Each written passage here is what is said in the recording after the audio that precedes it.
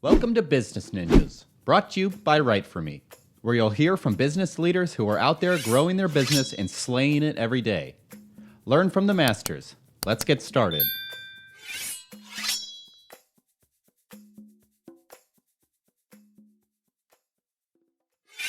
Welcome to another episode of Business Ninjas. I'm here with Samantha Hughes from Supply. Hey, Samantha, how are you? I'm doing well. How are you? Doing great. Great to have you here. Yeah, Tell me great. a little bit. Yeah, wonderful. Tell me a little bit about Supply. Okay, our supply, we are a distribution company. So for plumbing, HVAC, electrical, and refrigeration distributors, we have 34 locations across Western New York and Upper Pennsylvania, and been in business a little over 150 years. Wow, that's so exciting. I love companies that have this old school kind of start and then they're moving into this modern age. Tell me a little bit about the growth of the company, and you're the creative director at the company. So tell me a little bit about what you do at the company. Okay, so Supply started in 1864 with a gentleman named Joseph and started with one location, and he was known as the practical plumber. So it mainly started with plumbing and has grown significantly since then. Obviously, the addition of the electrical and the HVAC, we're continually working to try to add new lines and more materials and offerings for our customers. So it really started very humble beginnings, as you said.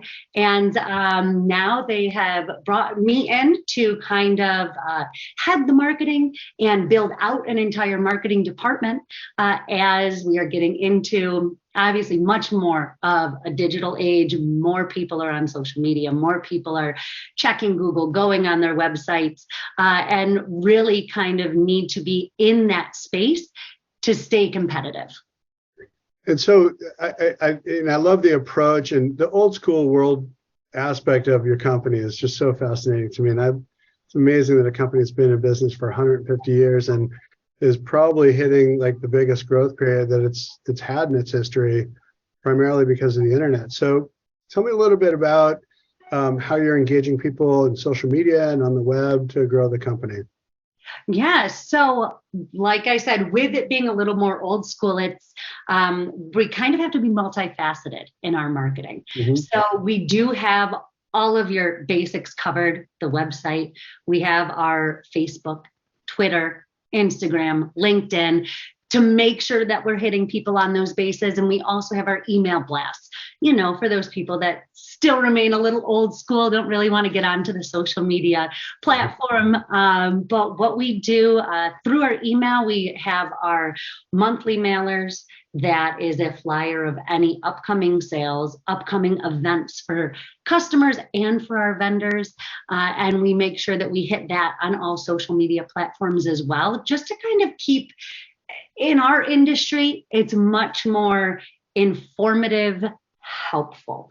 It's not a sales pitch, but people definitely want to know if you can get that wrench you've been wanting for $50 instead of $200, So in a sense, it is, I view it as making sure that we are educational for our clients, making sure that they are staying up to date with their trainings, and we are offering that to them, making sure they're staying up to date with the best promotions, sales, and materials for their business. Because as we say, our mission statement is building relationships that build businesses.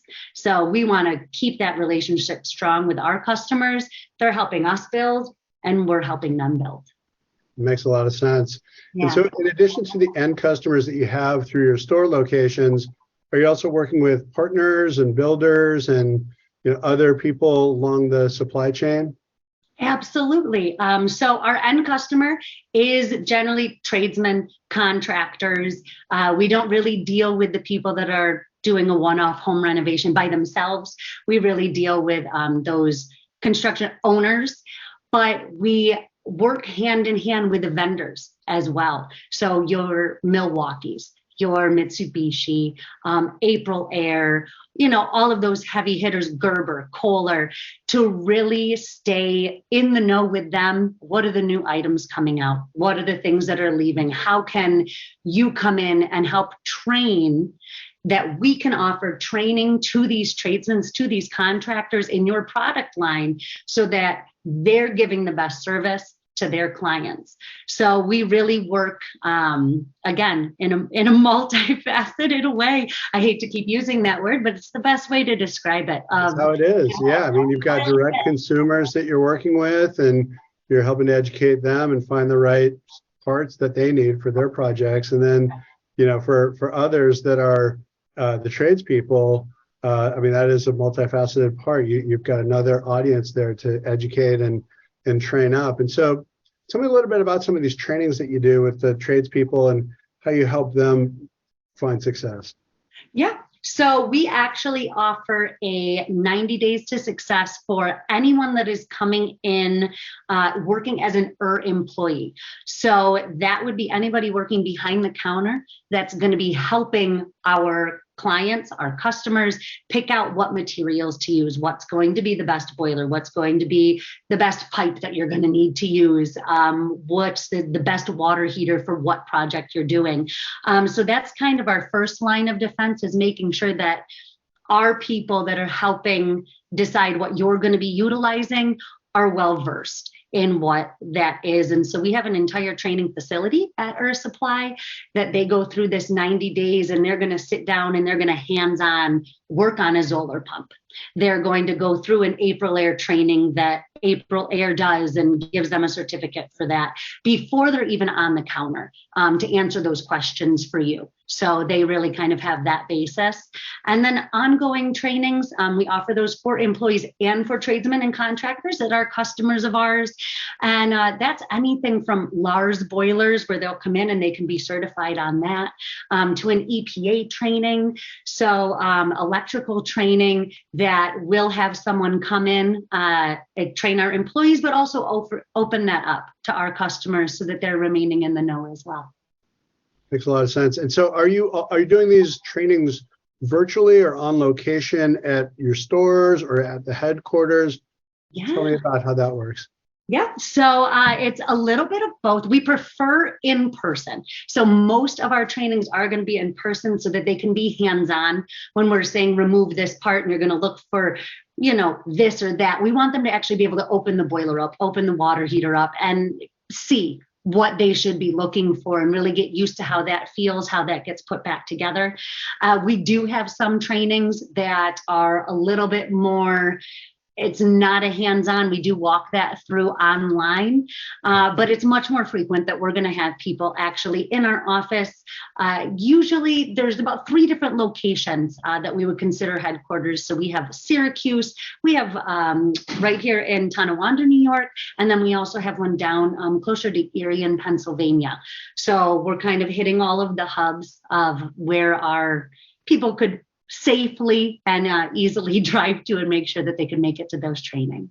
Right. And are all your stores on the East Coast, or are you nationwide? No, they are on the East Coast right now, in New York and Pennsylvania. So we have 34 locations of Supply. Supply also owns a company, Visionary Baths. We have 6 locations of those. And that is the direct to consumer, the nice high-end finishes, the faucets, the showers, the door handles, all of that good stuff. But I mean, who knows what the future holds? We've grown quite a bit in 150 years, and I think in 150 more, looking to be there. Yeah, it seems like the bath company is probably more interior design, including that new audience more so than maybe the supply company. Yes, we laugh in my marketing department that they're 2 different animals. The Supply is much where you're working with the construction worker that wants to be in and out, and they're coming in covered in dirt and cement, and and then we have our Visionary Bath that's relax in your bubble bath and your gold and drink some champagne. So they're 2 entirely I love it. entirely different things. So thankfully we get to use every little bit of our creative juice in that. That's very cool. Yeah. And as you're working with the manufacturers, the Milwaukees and the Kohlers and these folks, I imagine also that those companies have incentives that they want to pass on, or rebates, or these kinds of things that sometimes they'll promote. How do you get those promotions out to market? Tell me a little bit about how you generate awareness around these things. Yes. So once a month, as I mentioned a little earlier, we do a monthly flyer for all of our customers, and we reach out to our purchasers. So they're in the direct contact, making sure what we're purchasing, what we're bringing in that month. So at the beginning of the month, we reach out to them. We say, okay, what are the sales that are going on? What are the promotions? Do we have any new items coming in? Do we have any items that are going to be that we need to put on sale because we're trying to clear out space? So that's the beginning of the month. They let us know directly from the vendors what is going to be the sale, what's going to be the promotion, what they have going on. And we take that and we like to make it pretty. So we take it from the black and white Excel sheet and really put some color to it, put some life to it, and let people know, hey, this is a brand new item that we're going to be bringing. Make sure you stop in your local store and check this out if it would be helpful for your business. We're clearing this out. If this is one of your favorite items, make sure you stock up on these things because they're discontinuing at the end of this month. Don't know how many we're going to have left. So that flyer gets mailed out. Then a couple days later, we do a mass email out to them. And then we break them down into those smaller sections and utilize that same look, same feel, broken out into social media posts for each one of the vendors that did respond and say, these are the things we have going on. So we're really hitting them on 3 different fronts because you don't know which one is going to speak to somebody, which one they're going to pay attention to. And we don't want anybody to feel like they're left out in the cold or not in the know for being able to save a few bucks, because who doesn't want to do that nowadays? Of course. Absolutely. Absolutely. Especially in this market and, people wanting to, everybody wants to save a buck for sure. So I love the production process of that. Tell me a little bit about your team. Like, how do you tell me about the marketing team and what you do on the marketing team? Yeah, so I came in as really heading up the marketing team. I came from doing mainly graphic design to really having to take a step back. I'm in charge of 2 graphic designers right now. We have another 3rd one coming on in January. And my role is really to make sure that our production is remaining consistent, letting them know what we have to get done for that month, whether that's emails and I need them to create those templates or create this social media. So I'm a little bit more of the construction foreman of the marketing team in a sense. Appropriate. Yeah, we need this, this. Make sure that they get that back to me. We actually use a product called Asana.com, which is a free platform for, I believe, under 5 users. And it helps you with production. So I get to hop in, assign a task, they get it back to me, and then I get to schedule out our social media or our email blasts and make sure that that's remaining in the flow. I love it. Yeah, it's a production assembly line process. That's a way to scale that part of the business. Yeah, very smart and a great way to be able to get good utility out of your team members, so that everybody's productive and people know what tasks they're supposed to be focused on. We use Asana as well, and so love it, and it's great, right? Yeah. That's fantastic. So tell me a little bit about your marketing strategy for educating prospective customers. And, in addition to all the promotions that you do, I imagine there's, a certain amount of education that needs to happen as well. Talk to me a little bit about that. Yeah, so that is actually one of my 2023 big push. Like I said, I came on in the middle of a year. So really kind of trying to absorb what's currently being done, what we need to get rid of, what we need to keep, and what we need to add for our 2023 to really be successful, not only for us, but we are a very customer-centered business. That's how we've grown. It's always customer first. So how we keep them happy, but also how we can really utilize our vendors. It's very easy to underutilize what they have at their disposal. So kind of bringing that together, I have done a full 12-month calendar now, and we really listed out every single one of our vendors, what time of the year their particular item is most helpful, most useful, when it needs to go in. So we really drilled down to that.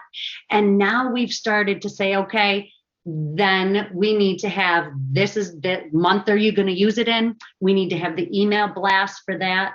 We need to have the social media listed for what sales they might have going on. We need to have counter days where our vendors and our sales rep actually physically come to the stores, speak about the items, are hand in hand with the customer to really teach them about the product, show them the new products that are coming out.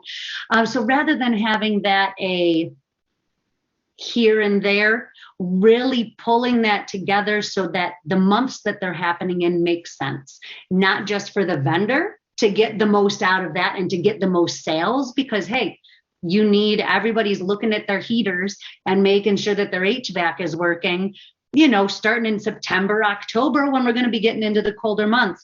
Let's make sure we have them there to answer questions as they're fixing HVAC systems. Yeah. So really drilling down on when it's going to be most advantageous for our customers and our clients to be in front of these vendors, and making sure that they're physically there, making sure that they're there social media wise with tips and tricks and contacts, and making sure that, we're mailing things out to them and maintaining, hey, if we have this many people interested, would you come and train them? Would you come and make sure that they know what they're doing before they're getting these 5 or 6 calls that my heater won't turn on, so that they're prepared for that.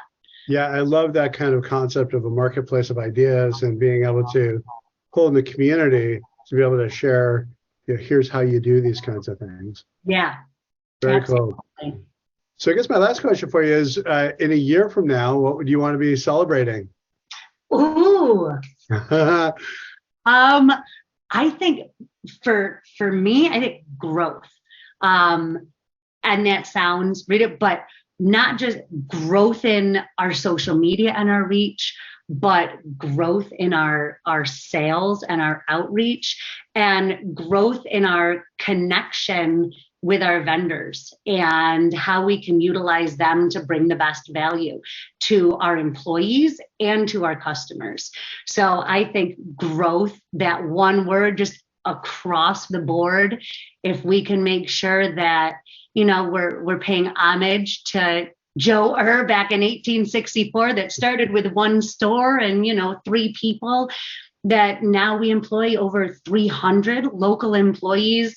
If we can just keep that going and really spread that knowledge, that education, and that personal touch, not the big box stores, but we're the local guy that will be there in 10 years and will remember you.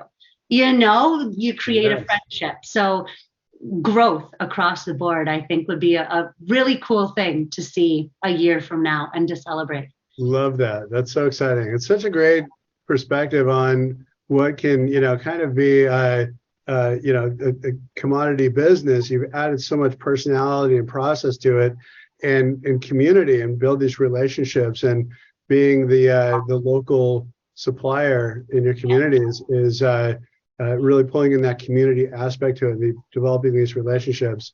I can see how that becomes a growth engine in itself. Yeah, it's a beautiful thing to be a part of, and exciting. I spoke to a client the other day that's come into Supply for the past 20 years of his business and knows everybody at the counter by name, and comes in and drinks a cup of Joe, talking to him about the day. It really does. When you say community, that's really how we like to think of it. And I hope it continues, and that's our plan. That's fantastic. Very cool, Samantha. Well, it's been a pleasure talking to you. Thank you so much. Samantha Hughes from Supply. Thanks, Thanks Samantha. so much for having me. My pleasure. Bye. Bye.